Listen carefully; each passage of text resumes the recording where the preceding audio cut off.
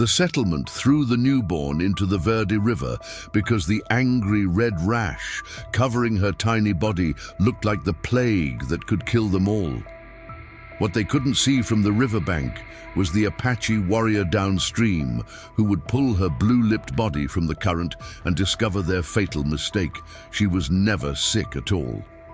Before we continue, don't forget to subscribe to the channel, like the video, and comment where in the world you're watching from. Let's go. In the cold waters of the Verde River, a tiny bundle drifted helplessly downstream, wrapped in nothing but a thin cotton blanket stained with blood and desperation. The year was 1847, and the newly established settlement of Prescott Valley, Arizona Territory, had just committed an act that would haunt its conscience for generations to come. But what those frightened settlers didn't know was that their act of cruelty would set in motion a story of courage, compassion, and the triumph of humanity over ignorance. The night before, Sarah Whitmore had been born in a modest wooden cabin on the outskirts of the settlement. Her mother, Elizabeth, had labored for nearly 18 hours, attended only by the settlement's midwife, a stern woman named Martha Hendricks, who had delivered half the babies in Prescott Valley. The birth had been difficult, and when the child finally emerged into the flickering lamplight, Martha's expression changed from concentration to horror. "Lord, have mercy," Martha whispered, her weathered hands trembling as she held the newborn. Across the infant's delicate skin, angry red patches spread like wildfire, covering her tiny arms, legs, and face in what appeared to be a terrible rash. The marks were raised and inflamed, unlike anything Martha had seen in her 40 years of midwifery. Elizabeth, exhausted and barely conscious, reached for her daughter with desperate hands. "Let me see her. Please, let me hold my baby." But Martha stepped back, clutching the crying infant against her chest. "Elizabeth, something's terribly wrong with this child. This looks like it could be scarlet fever. Or worse.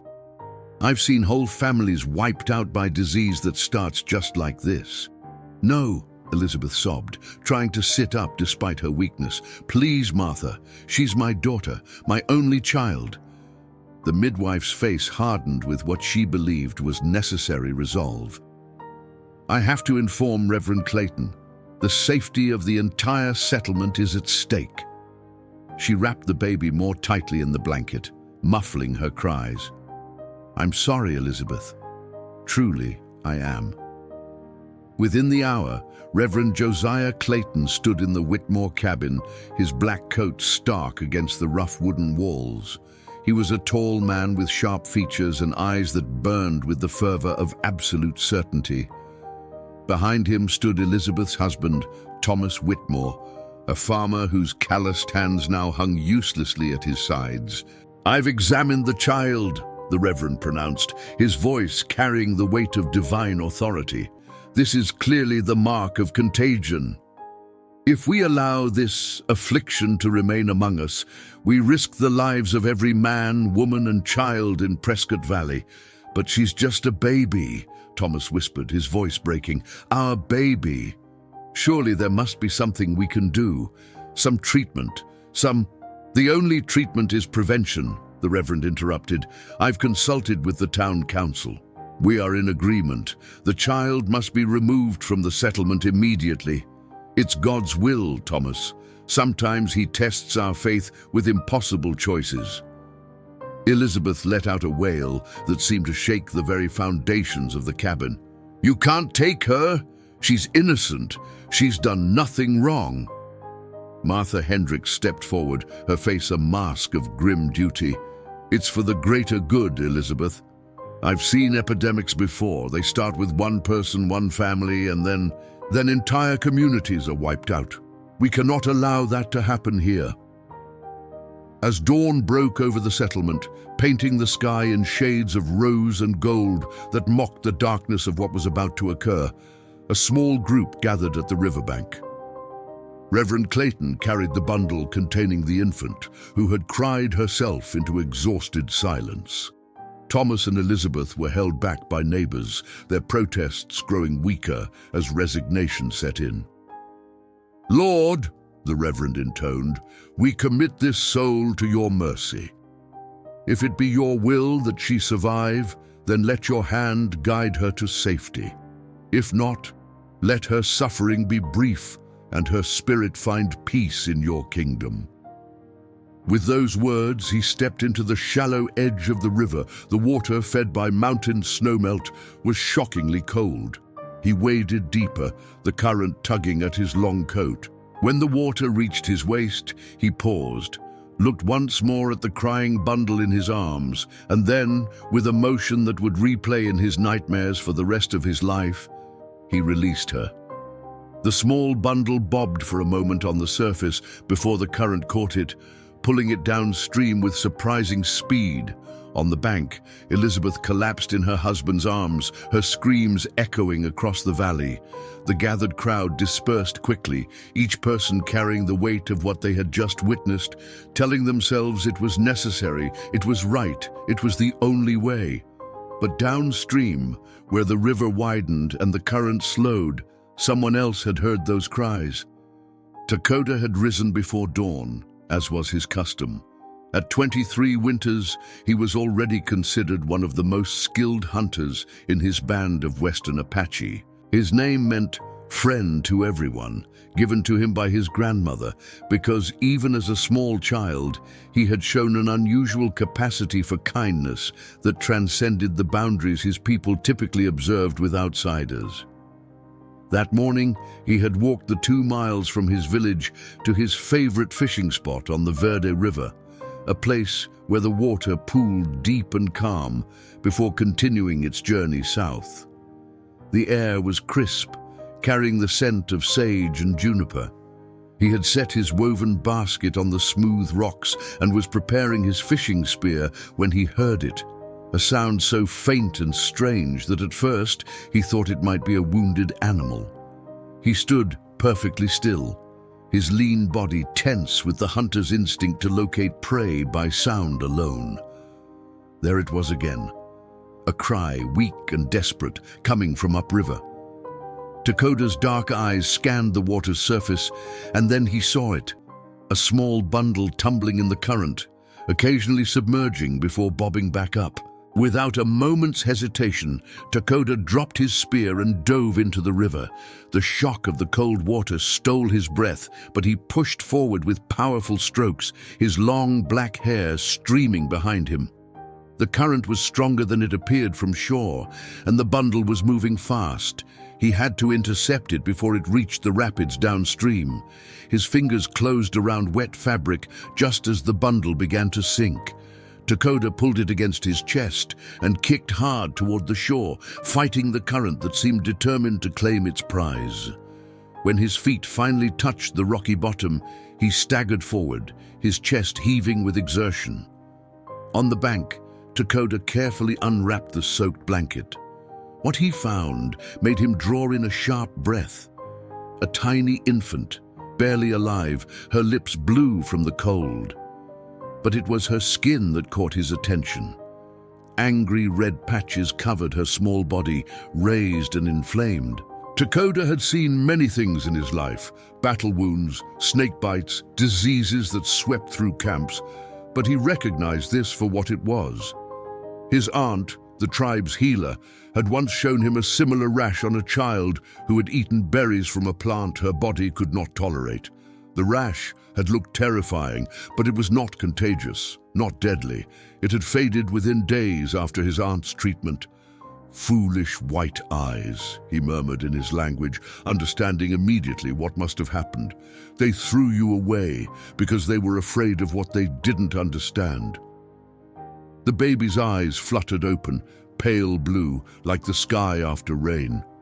She looked directly at him and released a weak cry that seemed to pierce straight through to his soul. In that moment, Dakota made a decision that would alter the course of both their lives forever.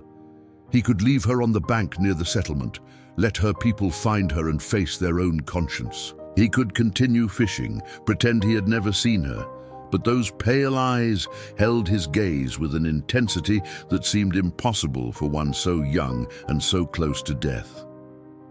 Dakota thought of his younger sister, who had died 3 winters ago from a fever the white man's diseases had brought to their village. He thought of his mother, who still wept quietly when she thought no one was watching. He thought of the stories his grandfather told about the old days, when Apache welcomed strangers and offered shelter to those in need before the wars, before the fear. "You are innocent," he said softly, rewrapping the infant in his own deerskin shirt. "You did not choose your people any more than I chose mine, but perhaps the spirits brought you to me for a reason." The baby's crying had weakened to soft whimpers. She was dangerously cold and would not survive much longer without warmth and care. Dakota looked toward the settlement visible in the distance, then back down at the child in his arms. The choice should have been difficult, but somehow it wasn't. He gathered his belongings with one arm while cradling the infant against his chest with the other. The walk back to his village would take an hour, maybe more, carrying her carefully. He would have to explain to his people why he was bringing a white child into their midst. Some would be angry, some would call him a fool. But as he began the journey home, feeling the baby's heartbeat against his own, Dakota felt certain of one thing. Sometimes the right choice is the one that defies all logic, that crosses every boundary, that asks us to see humanity where others see only difference. The sun had climbed higher by the time Dakota entered the village, and the morning activities were in full swing. Women ground corn outside their wickiups, the traditional dome-shaped dwellings made of wooden poles and brush. Children chased each other between the structures, their laughter carrying on the wind. Men prepared weapons for a hunting expedition planned for the following day. Everything stopped when they saw what Dakota carried. The first to approach was Niol, Dakota's closest friend since childhood. His expression shifted from curiosity to alarm as he recognized the pale skin of the infant. "Brother, what have you done?" he asked in their language, his voice tight with concern. "I pulled her from the river," Dakota replied calmly, though his arms had begun to ache from carrying the child for so long. The white eyes threw her away, left her to drown. A crowd was gathering now, women abandoning their work, warriors stepping forward with hands on their weapons. Dakota could feel the tension building like storm clouds before rain. He understood their fear, their anger. The white settlers had brought nothing but death and displacement to his people. Why should they show mercy to one of them, even a helpless child? "She is sick," an older woman called out, pointing at the rash covering the baby's skin. "She will bring disease to our village. Have you forgotten what happened to the Mescalero band? An entire camp wiped out by the white man's sickness." "This is not that kind of sickness," Dakota insisted, but his words were drowned out by rising voices. Some called him reckless, others demanded he take the child back to the river. A few simply stared with the cold resignation of those who had lost too much already. Then a voice cut through the chaos like a knife, sharp, commanding, impossible to ignore. "Bring her to me." The crowd parted to reveal Dakota's aunt Halona, whose name meant fortunate. She was the village healer, a woman of 50 winters with silver-streaked hair and eyes that seemed to see through flesh to the spirit beneath. She had delivered most of the children in the village, set broken bones, and guided many souls through their final journey to the next world. When Halona spoke, people listened. Dakota carried the infant to his aunt's wickiup, the largest in the village due to the herbs, medicines, and supplies she kept inside. The crowd followed, but remained outside, whispering among themselves. Inside, the air was thick with the scent of dried plants and burning sage. Halona gestured for Dakota to lay the child on a soft pile of rabbit furs. With practiced hands, Halona examined the infant, unwrapping the wet blanket and studying the rash carefully. She pressed gently on the inflamed patches, noted the child's breathing, looked into her eyes and mouth. The baby whimpered, but did not have the strength to cry properly. "This is not disease," Helona finally announced, her voice carrying beyond the wiki-up walls to the anxious crowd outside. "This is what happens when the body rejects something it has touched or eaten. I have seen this many times. It looks frightening, but causes no harm to others." A collective exhale seemed to ripple through the gathered villagers, though the tension did not fully dissipate. Helona continued her examination, then looked up at her nephew with an expression that was both stern and sad. "She is very cold, too long in the water, and weak from hunger." The healer began gathering supplies, dried roots, animal fat, clean cloths. "She may not survive the night, Takoda. Even with all my skill, sometimes the spirits have already made their choice." "Then we must convince the spirits otherwise," Takoda replied with quiet determination. Helona paused, studying her nephew's face. She saw something there she had not seen in the 3 years since his sister's death. Purpose, hope, a reason to believe in something beyond survival and revenge. "Very well," she said softly. "We will try." The healer worked with the efficiency born of decades of practice.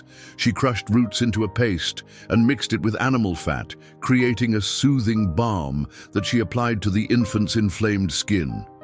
She warmed water over the fire and used soft cloths to gently raise the child's body temperature. From a leather pouch, she retrieved a dried herb that, when steeped in water, would help calm the body's angry reaction. "We need milk," Helona said.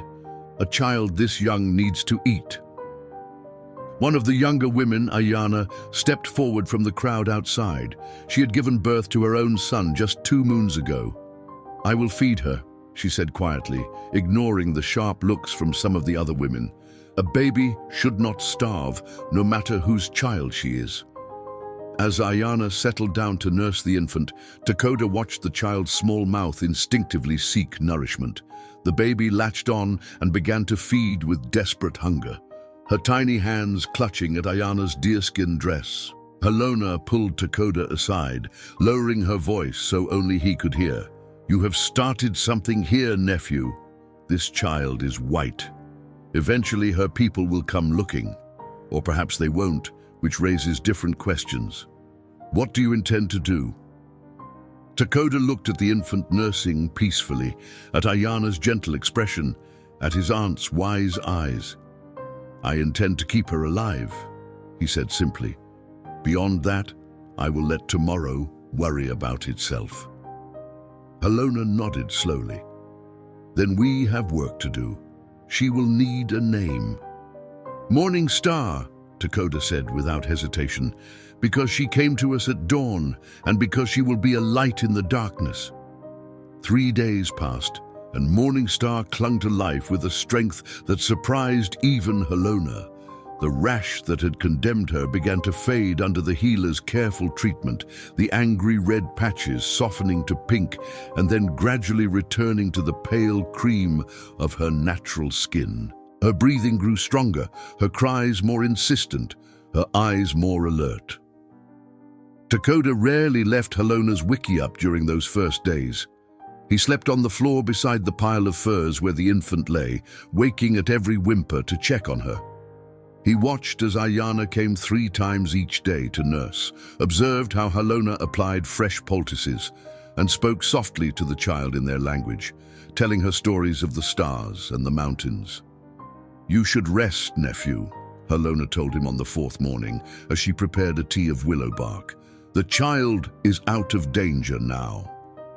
The crisis has passed." But Takoda shook his head. "I pulled her from the river. She is my responsibility." Helona's lips curved in a knowing smile. "Responsibility. Is that what you call this feeling that keeps you by her side?" Takoda didn't answer. He couldn't explain even to himself why this tiny white infant had captured his heart so completely. Perhaps it was because she had no one else. Perhaps it was because saving her felt like a way to balance the scales of all the loss his people had endured. Or perhaps it was simply that when those pale blue eyes looked at him, he saw not an enemy's child, but a soul that had chosen him, trusted him, needed him. The village's initial hostility had cooled to wary acceptance. The children were the first to show curiosity, gathering outside Halona's wickiup to catch glimpses of the strange, pale baby. One brave girl of about 6 summers, named Kimmy, brought a small carved doll as a gift. "For the baby," she said shyly, placing it near the furs. "So she has something to play with when she's bigger." Dakota felt warmth spread through his chest at the gesture. "Thank you, Kimmy. Morning Star will treasure it." The girl's eyes widened. "You gave her a name? A real Apache name?" "She is here. She breathes. She deserves to be called something," Dakota replied gently. Word of the naming spread quickly through the village, and it changed something. A name was not a casual thing among the Apache. A name meant belonging, identity, recognition. By naming the child, Dakota had declared her one of them, at least in his eyes. Not everyone approved. A warrior named Neshoba, whose name meant wolf, confronted Dakota as he emerged from the wickiup to fetch water. Neshoba was a fierce fighter who had lost his wife and 2 sons to a white settler's rifle 5 years ago. His hatred for all things white ran deep and justified. "You play with fire, Dakota," Neshoba said, his voice low and dangerous. "That child will grow. She will remember she is white, and one day she will betray us, as all white eyes do." Dakota met his gaze steadily. "She is an infant, Neshoba.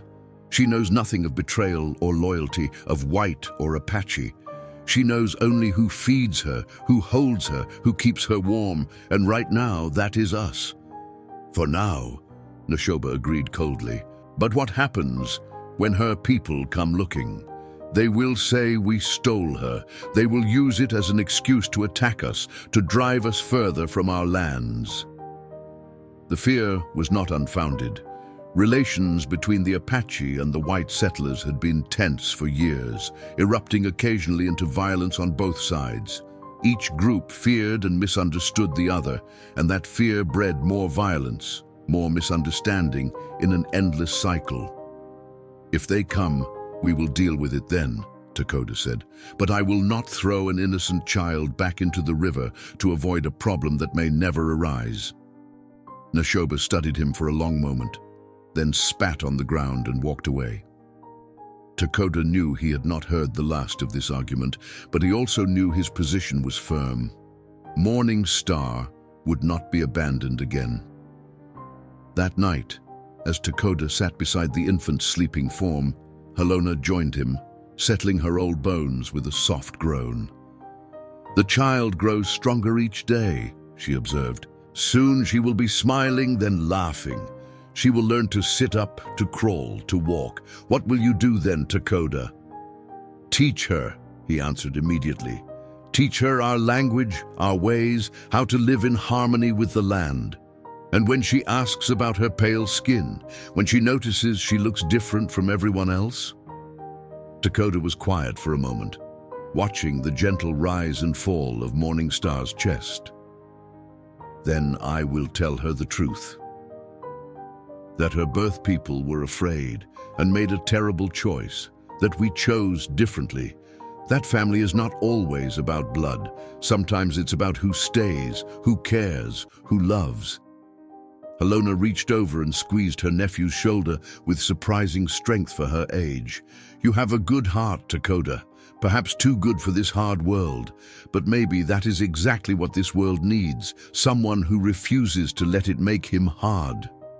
As if she had heard their conversation, Morning Star stirred and opened her eyes. She looked directly at Dakota, and for the first time since he pulled her from the river, she smiled. A tiny, toothless smile that seemed to light up the dim interior of the wickiup. In that moment, Dakota knew with absolute certainty that whatever challenges lay ahead, whatever conflicts arose, whatever price he might have to pay, he would protect this child with his life. The seasons turned, and Morningstar grew from an infant into a curious toddler. By her second summer, she could walk with the unsteady determination of all young children, and by her third, she was running through the village with the other children, her blonde hair catching the sunlight like strands of gold. The village had adapted to her presence in ways both subtle and profound. Ayana, who had nursed her through that first difficult year, treated Morningstar like a second daughter, alongside her own son, Kuruk. The two children were inseparable, and watching them play together, no one would guess that just 3 years earlier, some villagers had wanted Morningstar sent away. But not everyone had softened. Nashoba maintained his distance, watching the white child with eyes that never quite lost their suspicion. And there were whispers, always whispers, especially when traders from other bands visited and saw the pale-skinned girl speaking fluent Apache, wearing traditional clothing, living as one of them. Takoda had become Morningstar's constant companion and protector. He taught her to identify plants, to read the signs that animals left in the earth, to respect the balance of nature. She followed him everywhere, her small hand often clutching his, her voice full of endless questions. "Why is sky blue, Takoda?" she asked one afternoon as they walked together, gathering firewood. He smiled at her use of his name. She had never called him father, though that's what he had become. "The Great Spirit painted it that way, so we would always have something beautiful to look at, even on the hardest days." "Is that why he made flowers too?" "Exactly right, little one." Morningstar bent to pick a wildflower, studying it with the intense concentration only children possess. Alona says, "The Great Spirit makes everything for a reason. Even me?" Takoda's chest tightened. "Especially you." "But why did I come from the river? Kuruk says his mother gave birth to him in a wickiup. Did you give birth to me in the river?" The question had been inevitable, Takoda knew. He knelt down to her level, brushing a strand of hair from her face. "No, little star. You were born to different people, far from here. But sometimes the Great Spirit has other plans for us. He brought you to me through the water, and I chose to keep you safe. That makes us family, just in a different way." Morningstar considered this seriously, as she did all things. "So you picked me?" "Yes." A smile spread across her face. "I'm glad you picked me, Takoda. I would pick you too." The simple declaration nearly undid him. He pulled her into a tight hug, breathing in the scent of her hair, sage and smoke and sunshine. "Come on," he said, his voice rougher than usual. "We should get this wood back before Halona scolds us for being lazy." As they walked back to the village, Takoda noticed a rider approaching from the east. His body tensed instinctively. Visitors always meant either trade or trouble, and it was often hard to tell which until they arrived. He ushered Morningstar toward Ayana's wickiup. "Stay with Ayana," he instructed. "I need to see who comes." The rider turned out to be a scout from a neighboring Apache band, bringing news that made Takoda's blood run cold. A group of soldiers from Fort Williams, accompanied by several settlers, had been asking questions about a white child living among the Apache. They claimed the child had been kidnapped, stolen from a good Christian family. "They offer reward," the scout reported as the village elders gathered. "Much money for information about white girl living with Apache." Halona's face was grave. "How long before they come here?" "Maybe 1 moon, maybe less. They ask at every village, every camp. Someone will tell them eventually." All eyes turned to Takoda.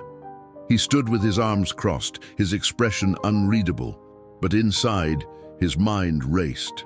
Morningstar was not stolen. She was thrown away, discarded like refuse. But would the soldiers believe that?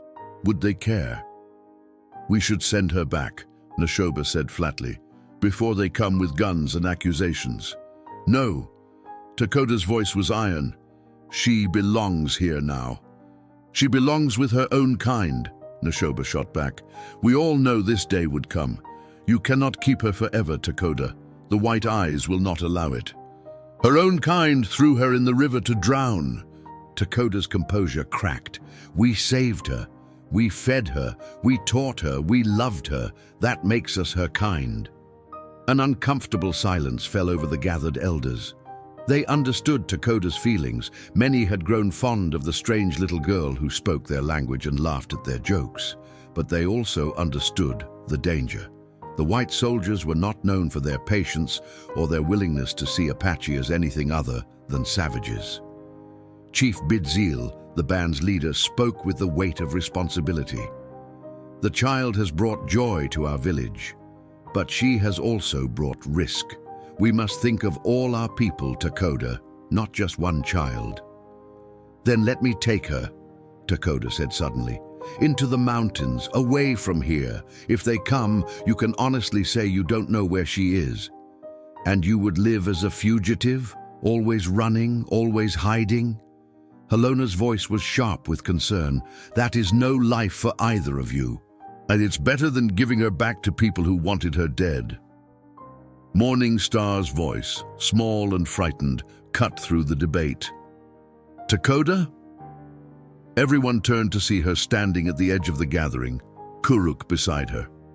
Her blue eyes were wide with fear. She didn't understand all the words, but she understood the tension, the anger, the fear in the voices of the people she loved. Takoda went to her immediately, scooping her up in his arms. She buried her face in his neck, and he could feel her trembling. It's all right, little star. Everything will be all right. But as he held her, looking at the worried faces of his people, Takoda wondered if he was making a promise he couldn't keep. The soldiers came with the dawn, just as Takoda had feared they would. 10 men on horseback, their blue uniforms dark against the pale morning sky, their rifles prominently displayed. At their head rode a captain with a weathered face and eyes that had seen too much cruelty to pretend at kindness. Beside him, looking distinctly uncomfortable, was Thomas Whitmore. Takoda recognized him immediately, though they had never met. Morning Star had inherited her father's straight nose and the shape of his mouth. Thomas sat hunched in his saddle, a man who looked like he was being dragged to his own execution. Chief Bidzil rode out to meet them, flanked by Takoda and 3 other warriors. The chief raised his hand in the traditional gesture of peace, though his face remained stern and unyielding. "You are on Apache land," Bidzil said in careful English, learned from traders over the years. "State your business." The captain didn't dismount. "We're looking for a white child. A girl, about 3 years old now. We have reason to believe she's being held in this village." "Held?" Takoda spoke up, his English rougher than the chief's but clear enough. "No one held here. Everyone free to leave." The captain's eyes narrowed as he studied Takoda. "So you admit you have a white child living among you?" "We have child who would have drowned if we not pull her from river. Child whose own people throw her away like trash." Thomas Whitmore flinched visibly at those words, his face draining of color. The captain glanced at him sharply, then back at Takoda. "That's not how we heard the story. We were told the child was kidnapped from her home." "Kidnapped?" Takoda's laugh was bitter. "From river, while she float away to die." "That's a lie," one of the other settlers spoke up, a man with red hair and an angry expression. "These savages steal our women and children all the time. Everyone knows it." Bidzil's hand moved subtly to the knife at his belt, and immediately several rifles were raised. The tension crackled like lightning about to strike. "Enough," the captain commanded, though he kept his own hand near his revolver. "Mr. Whitmore, is that your daughter or not?" All eyes turned to Thomas, who looked like he wanted to disappear into the earth. For a long moment he said nothing, just stared at his hands gripping the reins. Finally he spoke, his voice barely above a whisper. "I don't know." "What do you mean you don't know?" the red-haired settler demanded. "I mean..." Thomas raised his head. and there were tears streaming down his weathered cheeks. I mean, I only saw her for a few hours before. He couldn't finish the sentence. Before you threw her in river to drown, Dakota finished for him, his voice hard as stone. Because you afraid, because you think rash on skin was disease, but was not disease. Was only reaction to something she touched. Healer here knew this, fixed it, child fine. The captain looked between Dakota and Thomas, reassessing the situation. Is this true, Whitmore? Did you deliberately abandon your child? Thomas nodded miserably. The Reverend said, everyone said it was for the greater good, that she would infect the whole settlement. We thought, his voice broke, we thought we were protecting everyone else. And now you want her back? Bidziel asked quietly. After 3 years. My wife, Thomas whispered. Elizabeth hasn't been right since that day. She barely speaks, barely eats. When we heard there might be a white child living with the Apache, she made me promise to find out if it could be Sarah. That's what we named her. Sarah. At that moment, Morningstar emerged from behind a wickiup, having escaped Ayana's watchful care. She ran straight to Dakota, grabbing his leg and peering around at the strangers with wide, curious eyes. Dakota, who are they? She asked in Apache, her words clear and confident. The soldiers stared. Here was undeniable proof. A white child, speaking a native language, dressed in deerskin, her hair braided in the Apache style. But she showed no fear of Dakota, no sign of captivity. Instead, she clung to him with obvious trust and affection. Thomas Whitmore made a sound like a wounded animal. Sarah? He breathed. Morningstar looked at him with polite confusion, then back up at Dakota. Why is that man crying? Dakota's heart was breaking, but he kept his voice steady. He thinks he knows you, little star. But I don't know him. She pressed closer to Dakota's leg. Can we go home now? I don't like all these horses. The captain shifted uncomfortably in his saddle. This was not the kidnapping scenario he had been prepared for. This child clearly wasn't being held against her will. She didn't even recognize her own father. Mr. Whitmore, the captain said carefully, I think we need to discuss this situation more thoroughly before we make any decisions. Thomas nodded numbly, unable to tear his eyes away from the daughter who didn't know him, who looked at him with the polite wariness she might show any stranger. Bidziel made a decision. We talk. Inside. Away from guns and fear. Bring only Whitmore. Others stay here. It was a risk, inviting them into the village, but Bidziel was wise enough to know that sometimes the only way to prevent violence was to extend trust first, to create a space where truth could be spoken without weapons drawn. As they walked toward the central fire circle, Dakota carried Morningstar, who whispered in his ear, Is everything okay? I don't know, little star, he answered honestly, but I promise, whatever happens, I will always love you. The fire crackled in the center of the circle, smoke rising toward the opening at the top of the gathering space. Thomas Whitmore sat on one side, his shoulders hunched with the weight of 3 years of guilt.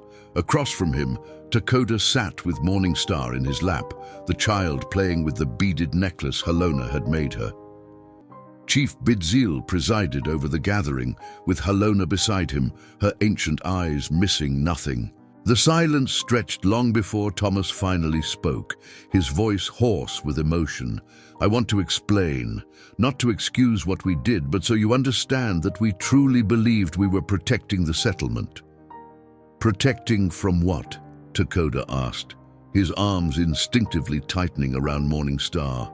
From innocent baby. From what we thought was scarlet fever, or something worse. Thomas wrung his hands. Martha Hendricks, our midwife, she'd seen epidemics before. Whole families wiped out. When the baby was born with that rash covering her body, Martha said it looked like the beginning of something that could kill us all. "So you killed child instead," Dakota said flatly. "No." We thought. Reverend Clayton said that if it was God's will for her to survive, he would provide. We were supposed to be giving her to God's mercy, not... He covered his face with his hands. I've replayed that morning 1,000 times, the sound of the water, my wife's screams, the way that tiny bundle just floated away. Morningstar looked up at Dakota, sensing the tension even if she didn't understand all the words. "Why is the sad man here?" she whispered in Apache. Before Dakota could answer, Halona spoke, her voice cutting through the heavy air. "The child asks a good question. Whitmore, why are you here? Is it for your wife's peace, or your own guilt, or because you truly want this child back?" Thomas raised his head, his eyes red-rimmed. "All of those things, but mostly because Elizabeth never recovered. She sits by the window all day, staring at the river. She doesn't sleep, barely eats. It's like she died that day too, only her body hasn't figured it out yet." "And you think bringing child back will fix this?" Bidzil asked, though his tone suggested he already knew the answer. "I don't know," Thomas admitted, "but I have to try. She's my wife, and Sarah..." He looked at Morningstar. "She's my daughter, my blood." "And blood," Dakota repeated bitterly. "Blood that you threw in river. Blood that meant nothing when you afraid." "You're right," Thomas said quietly. "You're absolutely right. I failed her in the worst way a father can fail a child, but I'm here now, trying to make it right." "How?" Dakota leaned forward, his eyes blazing. "By taking her from only home she knows, from people who love her. She doesn't even speak your language anymore. She doesn't know your ways. You are stranger to her." Thomas flinched but didn't look away. "Then I'll learn her language. I'll learn your ways. I'll do whatever it takes." "You cannot undo 3 years in 3 days," Halona observed. "This child has grown roots here, Whitmore. Deep roots. You would pull them up and plant her in soil where she was not wanted." "She was wanted," Thomas insisted, his voice breaking. "Just not by everyone. And we were scared and ignorant. But my wife wanted her, I wanted her. We made the worst mistake of our lives." Morningstar tugged on Dakota's shirt. "Can I go play with Kuruk now?" "This is boring." The innocent request broke something in the circle. Here was the truth that no amount of debate could change. This child didn't understand what was at stake. To her, Dakota was her father, the village was her home, and this tearful stranger was just another white man she'd seen occasionally when traders came through. "Not yet, little star," Dakota said softly, kissing the top of her head. Chief Bidzil stood, pacing slowly around the fire. "There is no good answer here. If child stays, settlers may say we refuse to return stolen property. Could bring soldiers, violence. If child goes, we break her heart and ours. Break trust she has in us to keep her safe. What if," Halona said slowly, "we let the child choose?" Everyone turned to look at her. She continued, "Not now. She is too young to understand fully. But in time, when she is older, when she can comprehend what choice means, let her decide where she belongs." "She's 3 years old," Thomas protested. "That could be years from now." "Then you wait," Halona replied simply. "You want to prove you are a good father? Prove it by putting child's needs above your own. Visit if we allow it. Let her know you. Learn our language so you can speak with her. Show her slowly who you are. And when she is old enough to choose with wisdom, she chooses." Thomas looked stricken. "My wife, I don't know if she can wait that long." "Your wife suffers because of choices you both made," Bidzil said, not unkindly. "The healing from those choices will take time. There is no fast path through this pain." Dakota had been quiet, his mind racing. Part of him wanted to refuse any compromise, to send Thomas away and never let him return. But another part, the part that loved Morning Star more than his own life, knew that keeping her from the truth would be its own kind of betrayal. "If we do this," Dakota said carefully, "there are conditions. You come alone, no soldiers. You come unarmed. You visit for short times only, and if Child becomes upset, you leave. And you never, ever tell her she must choose. When time comes, choice must be hers alone, with no pressure from you or from us." Thomas nodded eagerly. "Yes, anything. I'll do anything." "And one more thing," Dakota added, his voice hardening. "You tell truth, all of it. Not that she was kidnapped, that she was abandoned, that we saved her. If you cannot be honest about this, you cannot be part of her life." The cost of that honesty was written across Thomas's face. The shame, the guilt, the knowledge that his daughter would someday know how little faith he'd had in her survival. But after a long moment, he nodded. "I'll tell her the truth." Thomas Whitmore returned 2 weeks later, just as he had promised. He came alone, on foot rather than horseback, carrying nothing but a small leather satchel. His appearance startled the village children, who ran to alert the adults. By the time Thomas reached the central area, a crowd had gathered, wary but not hostile. Dakota emerged from his wickiup, Morning Star peeking from behind his legs, with the cautious curiosity of a 3-year-old encountering something new and potentially interesting. "I've come to visit," Thomas said in halting Apache, the words clearly practiced. If that's still acceptable." Dakota was surprised despite himself. The man had actually taken the time to learn their language, even if his pronunciation was terrible. It showed effort, respect, a genuine attempt to meet them on their own terms. "You may stay until sun reaches there," Dakota said, pointing to a spot in the sky that indicated mid-afternoon. 3 hours, no more, was. "No," Thomas nodded gratefully and lowered himself to the ground, sitting cross-legged in the dust. He didn't approach Morning Star, didn't reach for her, just sat quietly and opened his satchel. From it, he pulled a small carved wooden horse, painted in careful detail. "I made this," he said, holding it out but not forcing it on her. "For you, if you want it." Morning Star's eyes lit up at the toy, but she looked up at Dakota for permission first. He nodded, and she carefully approached Thomas, taking the horse with both hands. "Pretty," she said in Apache, running her small fingers over the smooth wood. "Horse has spots." "Like the horses we keep at home," Thomas replied, his voice thick with emotion. My wife, Elizabeth, she loves horses. She used to ride every day before." He trailed off, unwilling to finish that sentence in front of the child. Morning Star studied him with the direct, unself-conscious stare of childhood. "Why do you cry so much? Are you sick?" Thomas laughed, a wet, painful sound. "Sometimes people cry when they're sad, not just when they're sick." "Why are you sad?" The question was innocent, but it hit Thomas like a physical blow. How could he explain to this bright-eyed child that he was sad because he'd thrown her away, that his grief was entirely self-inflicted? "Because I lost something very precious," he said carefully, "and I'm only just beginning to find it again." Morning Star seemed to accept this explanation. She showed him the wooden horse, making it gallop through the air, and Thomas watched her with an expression of such profound longing that even Nashoba, watching from a distance, felt an unwilling stir of sympathy. The visits became a routine. Every 2 weeks, Thomas would make the day-long journey from Prescott Valley to the Apache village. Each time, he brought a small gift, never elaborate, never expensive, just simple things: a cloth doll, a picture book, a jar of honey.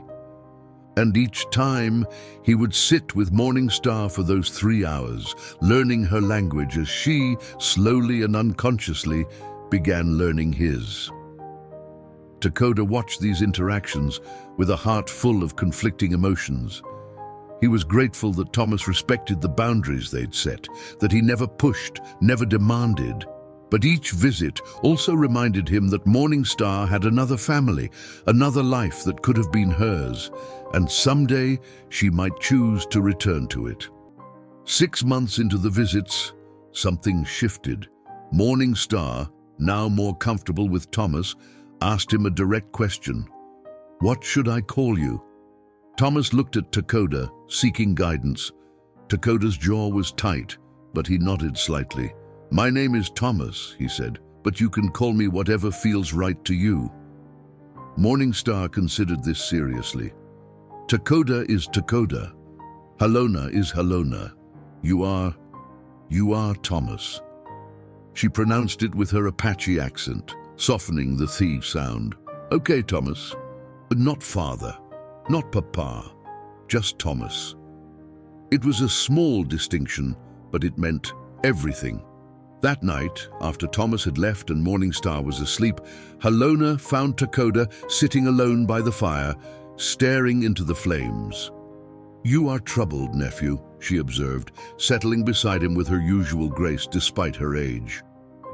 "She's starting to care for him," Takoda said quietly. "I can see it. The way she runs to show him things now, the way she saves stories to tell him when he visits. And this bothers you?" "Yes, number. I don't know." Takoda ran his hands through his hair in frustration. "I want her to be happy. If knowing Thomas makes her happy, then I should be glad. But you fear you will lose her," Halona finished gently. Takoda nodded miserably. "She is my heart, Aunt. The thought of her leaving, of choosing them over us." "Over you," Halona corrected. "Be honest about your fear, Takoda. This is not about the village. This is about you." He was silent for a long moment. "Yes," he finally admitted, "about me. I have raised her, taught her, loved her as my own, and I know I have no blood claim to her, no right to demand her loyalty. But the heart doesn't understand rights and claims. It just knows love." Halona placed a weathered hand on his shoulder. "Then trust in that love. Love that holds too tight becomes a cage. Love that gives freedom becomes wings.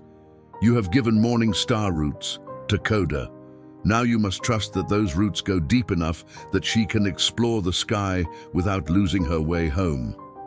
And if she chooses them, if she decides to return to Prescott Valley, then you will survive it, as you have survived every other loss in your life. But I do not think that day will come. Morning Star knows where she is cherished, where she is safe, where she belongs. Blood may call, but love answers louder." 4 more years passed, and Morning Star grew into a bright, confident child of 7. Her blonde hair had darkened slightly to a honey color, and she wore it in traditional Apache braids, adorned with beads that Halona had taught her to string herself. She could track deer through the forest, identify medicinal plants, and tell stories that made the village children laugh until their sides hurt. Thomas still visited every 2 weeks without fail. Elizabeth had joined him twice, though those visits had been difficult. The woman had wept the entire time, unable to reconcile the Apache-speaking confident child before her with the infant she'd lost. Morning Star had been kind but distant, uncomfortable with the intensity of Elizabeth's emotions. On a warm spring afternoon, Thomas arrived with news that would change everything. He found Takoda and Morning Star by the river, the same stretch where 7 years ago Takoda had pulled a dying infant from the water. "I need to talk to you both," Thomas said, his expression serious. Morning Star, who had been teaching Takoda a game with pebbles, looked up with interest. "What is it, Thomas?" She asked in English now. She'd become fluent in both languages over the years. Thomas sat down on the riverbank, gesturing for them to join him. "Elizabeth is very sick," he began slowly. "The doctor says she may not have much time left. She's asking to see you, Morning Star. She wants to tell you things, to know you before." He couldn't finish, but he didn't need to. Morning Star's face grew solemn. She'd learned about death 2 winters ago when Halona's husband had passed. She understood what Thomas wasn't saying. She wants to say goodbye, Morningstar said softly. Yes, but more than that, she wants you to come home, to live with us in Prescott Valley, to give us a chance to be your family before it's too late. The words hung in the air like smoke. Dakota felt his heart contract painfully, but he kept his expression neutral. They had always known this moment might come. Morningstar was old enough now to understand the choice before her, old enough to make it herself. You don't have to decide right now, Thomas added quickly, seeing the confusion on her face. But I wanted you to know. I wanted you to have all the information before you make your choice. Morningstar looked at Dakota, her blue eyes searching his face for guidance. What do you think I should do? Every instinct in Dakota screamed to tell her to stay, to remain where she was loved and safe. But Halona's words echoed in his mind. Love that gives freedom becomes wings. I think, Dakota said carefully, you should listen to your heart. Not mine, not Thomas's, not anyone else's. What does your heart tell you? Morningstar picked up a smooth stone from the riverbank, turning it over in her hands as she thought. My heart is confused, she finally said. Part of me is curious about Prescott Valley, about Elizabeth, about what it would be like to live as white people live. But another part of me... What, little star? Dakota encouraged gently. Another part of me is afraid. Afraid of leaving you, leaving Halona and Kuruk and Ayana, afraid of being somewhere where I'm different again, where I have to explain why I talk Apache and braid my hair and know how to track rabbits. You would be different there, Thomas admitted honestly. The settlers might not understand at first. They might say unkind things. But Elizabeth and I would protect you, teach you our ways, just as the Apache taught you theirs. But for how long? Morningstar asked, showing wisdom beyond her years. You said Elizabeth is very sick. What happens if she... What happens after? Would I still be welcome? Would the people who threw me in the river want me then? Thomas flinched. Over the years, Morningstar had learned the full truth of her origins, how she'd been born with a rash, how the settlement had panicked, how she'd been cast into the river. She'd asked Dakota about it when she was 5, and he'd told her everything, sparing no details. She deserved to know her own story. I would still want you, Thomas said firmly. You're my daughter, Morningstar. Nothing will ever change that. But I'm also Dakota's daughter, she replied, looking at the man who'd raised her. Aren't I? Dakota's throat tightened. You are mine in every way that matters.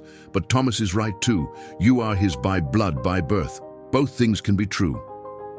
Morningstar stood up, walking to the water's edge.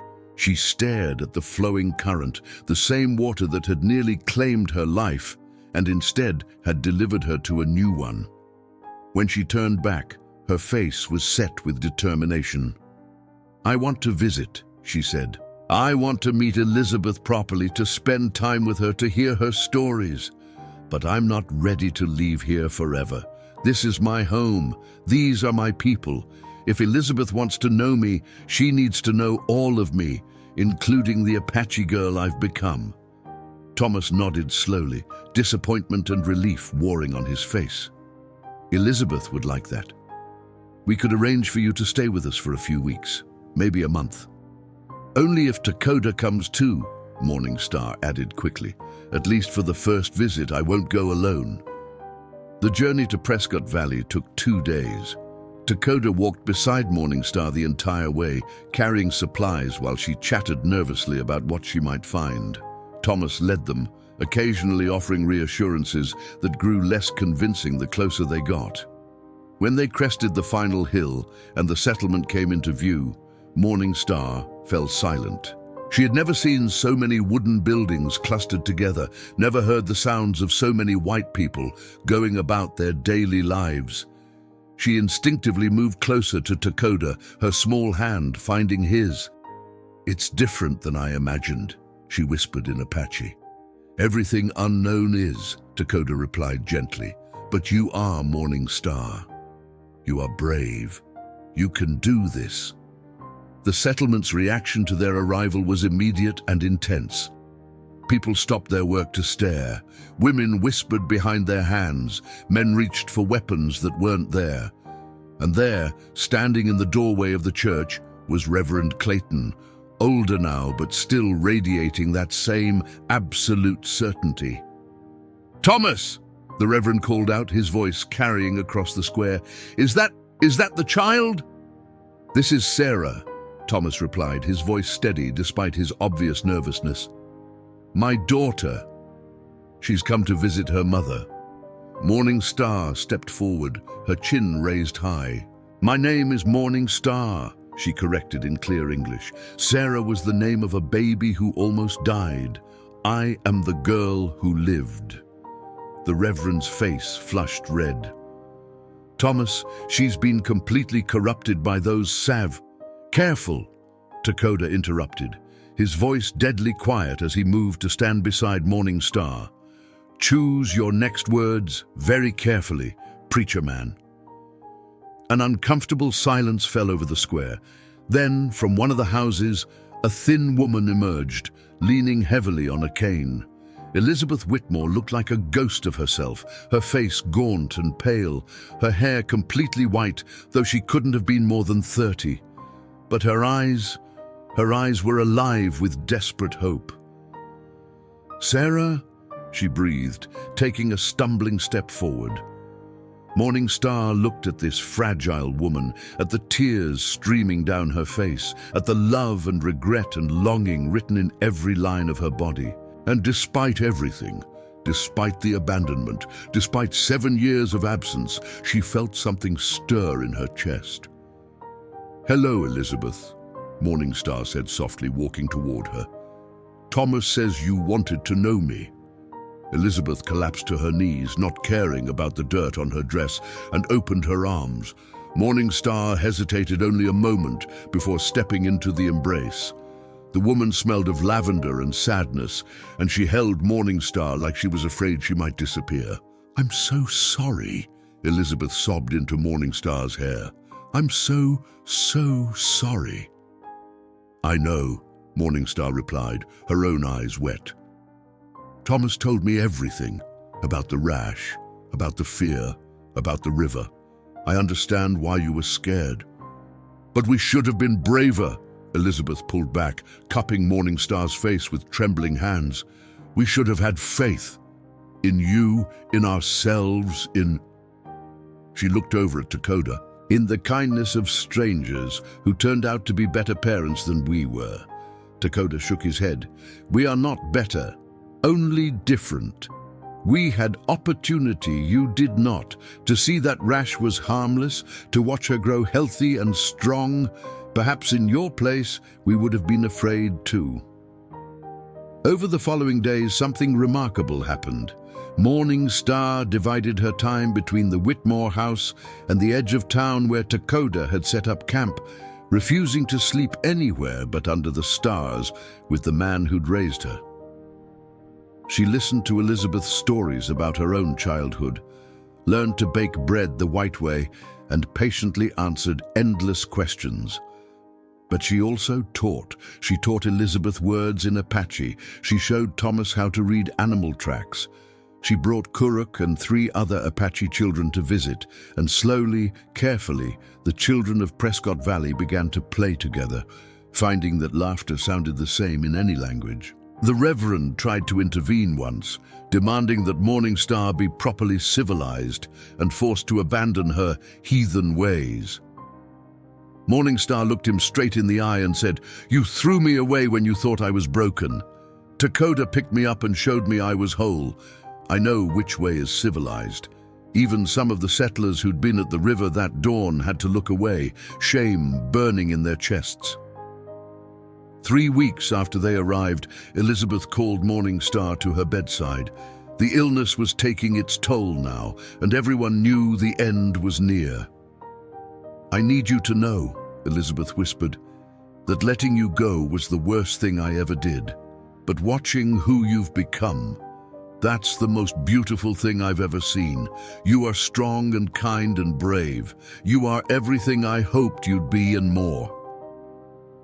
I forgive you, Morningstar said simply. Both of you. You made a mistake, but Takoda made sure it wasn't my story's ending, just its beginning. Elizabeth smiled through her tears. Promise me something. Promise you'll remember both parts of yourself, the Sarah who was born here and the morning star who was reborn there. Both are precious. Both are you. I promise. 2 days later, Elizabeth passed peacefully in her sleep. Morningstar mourned, not for a mother she'd never known, but for the woman who might have been, and for the lost years that could never be recovered. At the funeral, Morningstar stood between Thomas and Takoda, a living bridge between two worlds. The settlement watched as an Apache warrior placed his hand on the shoulder of a white girl who wore traditional braids and spoke 2 languages, who honored her dead with tears and with songs they'd never heard before. "Will you come back?" Thomas asked as they prepared to leave. "I will visit," Morningstar promised, "but my home is with Takoda, with my people.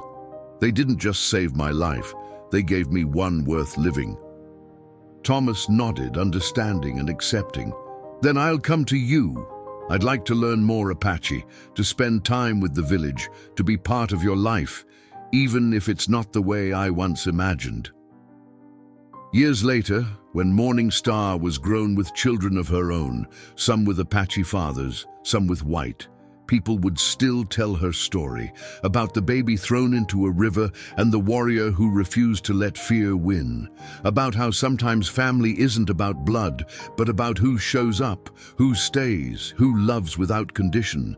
And every year on the anniversary of her rescue, Morningstar would return to that bend in the Verde River and place flowers on the water, watching them float downstream. Not in mourning, but in gratitude for the current that carried her to her true home and for the man brave enough to dive in and pull her to shore.